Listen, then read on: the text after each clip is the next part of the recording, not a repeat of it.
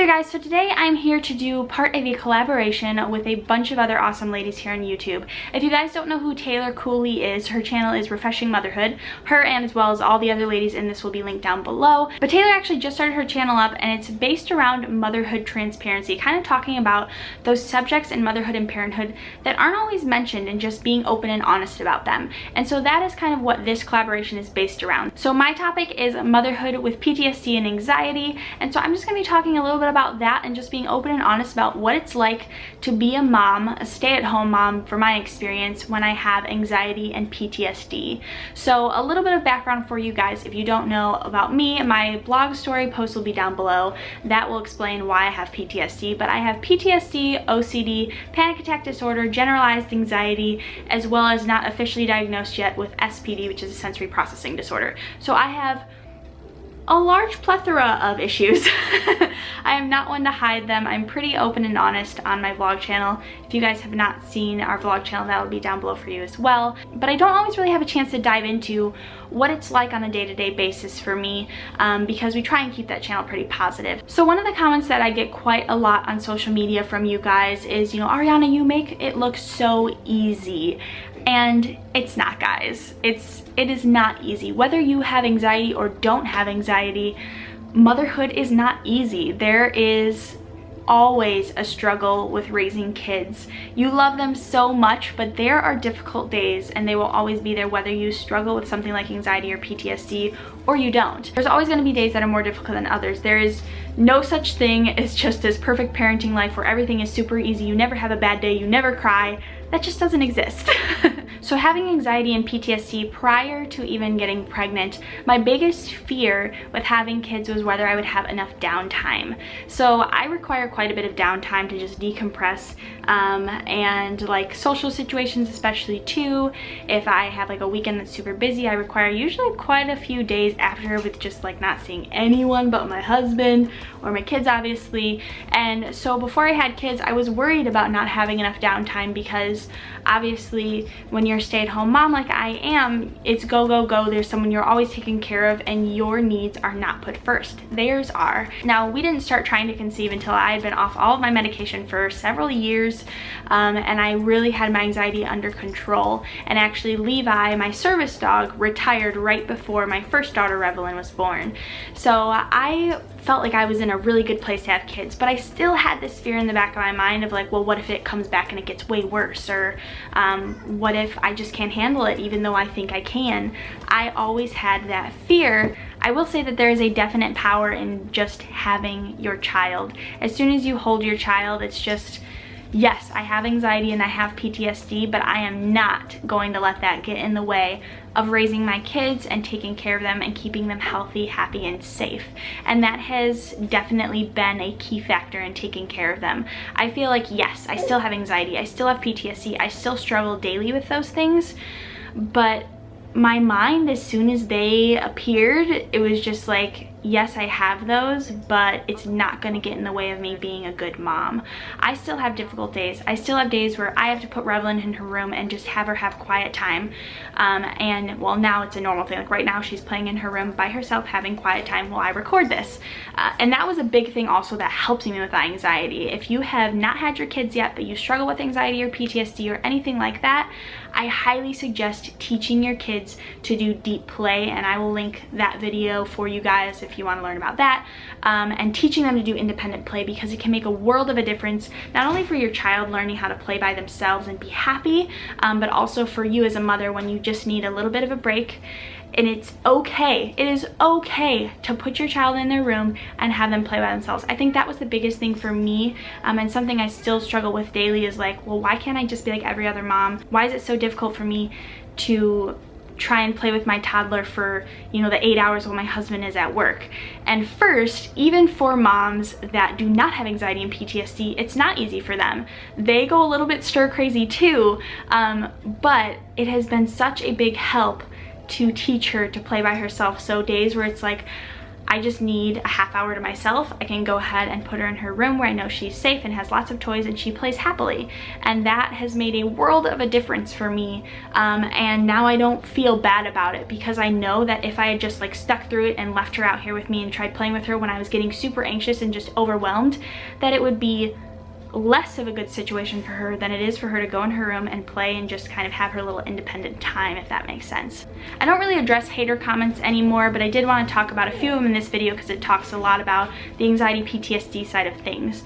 And that has to do with, I used to get comments even before, well, one specifically I got before Revelyn was even born, and they were like, well, how are you even going to be a good mom, or how are you going to take care of your child if you can't even take care of yourself? Or there's like another semi-regular comment every once in a while from someone that will be along the lines of like saying that I'm lazy because my house isn't picked up perfectly and I'm not a good mom, or how could I handle 2 kids, let alone 3 kids or whatever, because, you know, my house isn't spotless all the time. The biggest thing for me is that accepting that a spotless house, one, is not possible when you have a toddler. It's not gonna happen. And if you have anxiety or PTSD, you need to put cleaning your home to the wayside. It needs to be one of the least important things. Obviously keep it clean to the point where like you don't have bugs and stuff crawling around. You want to make sure you keep up with your dishes and such, because you don't want that. But I mean, making sure that your laundry is always perfectly folded, things like that are of my least concern.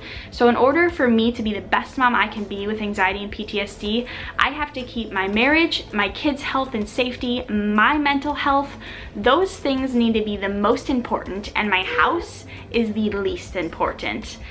Because if my house was up there and I needed to make sure on top of everything else that my house was spotless and everything was picked up at the end of the day, my mental health would suffer, therefore my marriage would suffer, and therefore my relationship with my kids would suffer.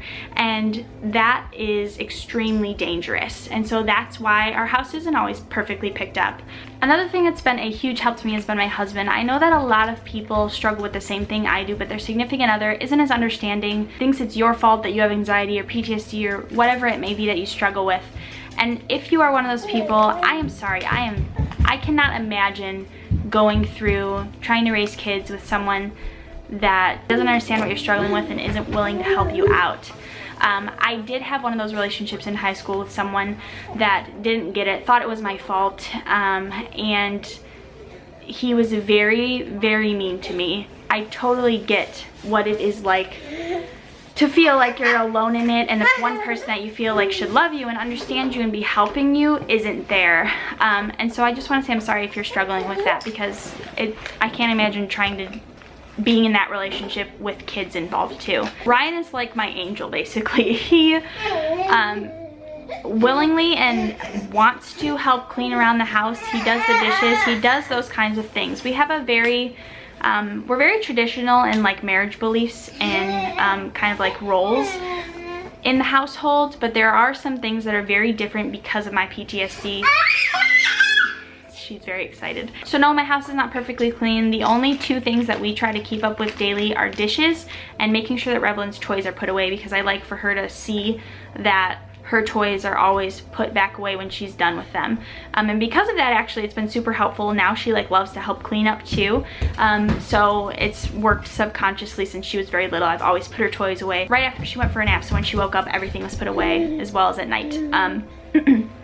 So those are really the only 2 things that we try to focus on daily to make sure are done. And usually I'm the toy put away person and Ryan is the dishes person. And if I'm having a really, really tough day, Ryan is more than willing to help out with both and just say, hey, go lay down, get in bed if you need to, after the girls go down, obviously. You know, there are days where I wake up in the morning and I'm just like, I don't want to get out of bed. I would love to just sit here and do nothing. You know, my pre-kids anxiety PTSD self would have literally just grabbed the laptop, grabbed some food, gotten in bed and stayed there all day long. But I will say for sure that yes, I have more struggles in some ways with my anxiety and PTSD since having kids, but having kids has also helped me more than I can explain with my anxiety and PTSD, because there's something else getting me out of bed in the morning other than myself. I have to take care of these kids. I have to feed these kids. I am responsible for their lives. And of course, no matter how crappy I feel that day, I'm gonna get my butt up out of bed and I'm going to take care of my kids. And so as opposed to before, where literally I just sat and did nothing most days because I was just depressed and so anxious that I just couldn't get myself to get up and be productive. Now I have these two wonderful little girls who, yes, I still struggle with anxiety, and some days they can make things worse in some ways, but overall I am so much better now than I was prior to them. Now don't take this as like, hey, you have anxiety or PTSD, you should just get pregnant and have a kid. No, do not do that. I made sure I was at a very good place before having kids. Yes, I still struggle with stuff because PTSD and anxiety, they can be lifelong issues, they cannot be lifelong issues. But usually it's, you get to a point and you are just so much better, but you will still have your days here and there where you struggle with certain things. But I was nowhere near I was at like the hardest part of my life. I had to get better for myself before I could introduce kids into the mix. Sometimes though you get pregnant before you plan to, and maybe you aren't in the mental headspace that you would want to be before you have a kid. Oh, are you snorting? What? You're cute. Come here. Oh my. Yeah. Yo, you're so hyper. You're so hyper. Hi. Bye. Oh, you smiling? Saying bye. Taco. Oh, talk, yes. She says taco for talk and mize for smile. I don't know if this video was pretty scattered. I just want to tell you guys that if you have PTSD, anxiety, depression, any of those things, it doesn't make you a bad mom if you're not like every other mom and you can't handle certain situations. Just remember that every mother has their struggle. Some of us struggle with anxiety. Some of us struggle with issues with families. Some of us struggle with faith, and some of us struggle with a wide plethora of just other things. The thing that I try and tell people is that yes, I have PTSD, but PTSD is not who I am. I can always improve and get better in the areas that I struggle with as long as I try and make the mental decision and I make the choice to make the day as best as I can. It doesn't mean that, you know, I'll make the choice and that means my day's gonna be perfect. There are gonna be days where I wake up and I say, today's gonna be good. And at the end of the day, I go to bed and I say, today wasn't the best day. But that's okay. And that's another thing, is telling yourself that it's okay if you struggle, and it's okay if your day didn't go perfectly. Because like me, there are a lot of moms that struggle with this, and we are able to raise our kids. My kids are still alive, they're healthy, they're happy, and this one's in her terrible too, so sometimes she's not so happy. But I'm doing the best job that I can do as a mom for my kids, and that's enough. And that should be enough for you guys, that the best mom you can be is all that you need to even try to accomplish. There's no such thing as a perfect mom. There's no perfect day. There's no perfect toddler. There's no perfect baby. Perfection does not exist except outside of one person alone. And that is another thing that has helped me along the way, is just knowing that Jesus Christ is my Savior and that I have God to lean on. And I know not everyone is a person of faith, but that has been something that has helped me a lot as well, is just knowing that there is a bigger purpose. So I hope that you guys enjoyed this video. I hope that you got something helpful out of it. Revelyn is having fun now and playing. So we're gonna call this a video. Make sure that you guys check out all of the wonderful ladies down below. There's a lot of awesome topics being talked about.